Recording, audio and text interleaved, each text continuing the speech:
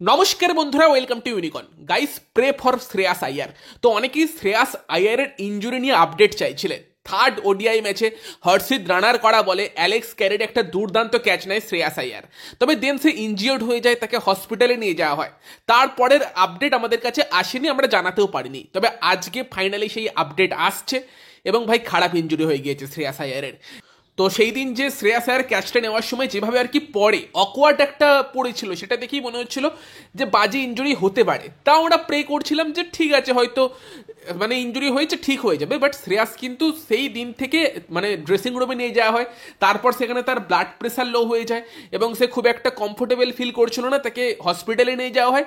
সেখানে তার internal bleeding হচ্ছে, লোয়ার রিপকে যে ইনজুরি লেগেছে সেটা কিন্তু দেখা যায় এবং সেই কারণে কিন্তু তাকে এখন আইসিইউতে রাখা হয়েছে। যদিও বিসিসিআই তাদের অফিসিয়াল স্টেটমেন্টে জানাচ্ছে যে শ্রেয়াস এখন স্টেবল আছে, রিকভারি করছে, তবে এখনও হয়তো তাকে 2-3 দিন আইসিইউতে রাখা হতে পারে। মানে সেখানেই বুঝতে পারছো তার ইনজুরিটা কিন্তু রীতিমতো সিরিয়াস এবং ওভারঅল তাকে হয়তো এখনো 1 সপ্তাহের বেশি হসপিটালে থাকতে হতে পারে। এবং এটাও শোনা যাচ্ছে তার আর কি বাবা মা তাদের ভিসা করানো হচ্ছে অস্ট্রেলিয়াতে এসে, মানে ফ্যামিলিকে তার পাশে রাখার জন্য। এবং যেটা ভারতের টিম ডক্টর, সেও কিন্তু অস্ট্রেলিয়াতে আছে, বিসিসিআই আর কি স্পেশালিস্ট ডক্টরদের সঙ্গে কনসাল্ট করছে।